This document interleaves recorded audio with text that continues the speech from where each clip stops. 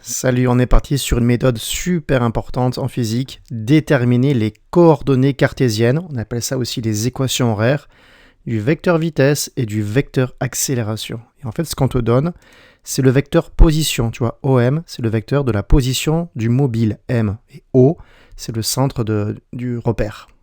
Donc on a, tu vois, le vecteur position horizontale par rapport au vecteur unitaire I, et position verticale par rapport au vecteur unitaire petit j. Donc moi, d'abord, je vais l'exprimer sous cette forme, ok, coordonnées cartésiennes, x, y, vecteur position, les positions c'est x et y.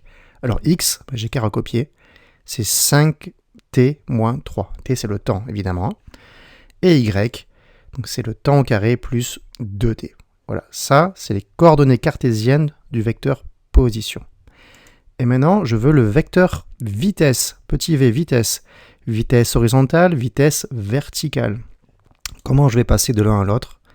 On va faire une dérivée. Parce que la dérivée du vecteur position, c'est le vecteur vitesse. Ça, super important. On va faire une dérivée. Donc, on fait un petit peu de maths, évidemment. Alors, c'est quoi la dérivée de 5t? C'est 5. La dérivée de moins 3, c'est 0. Ok, j'ai fini pour la vitesse horizontale. Maintenant, vitesse verticale, Vy. C'est quoi la dérivée de t au carré? Tu dois le savoir, hein, c'est 2t. C'est quoi la dérivée de 2t? C'est 2, donc plus 2. Voilà donc pour le vecteur vitesse. Ok. Et maintenant, on continue. Maintenant, on veut le vecteur accélération. Comme on passe de l'un à l'autre, eh bien, on refait encore une dérivée. Parce que la dérivée de la vitesse, c'est l'accélération. C'est comment varie la vitesse au cours du temps, en fait, une accélération. Ok, j'y vais maintenant. Donc, la dérivée de 5, c'est 0. La dérivée de 5, 0. La dérivée de 2 fois t, c'est 2. Et la dérivée de 2, c'est 0. Voilà. On a donc, tu vois, vecteur position, vecteur vitesse, vecteur accélération en fonction du temps. Par exemple, tu vois que la vitesse horizontale, elle est constante. Elle fait toujours 5 mètres par seconde. Par contre, ici, la vitesse verticale, ça dépend du temps. Par exemple, au bout de 10 secondes, je fais 2 fois 10, 20, plus 2, 22. Ok, 22 mètres par seconde, vitesse verticale. Tu vois, c'est bien.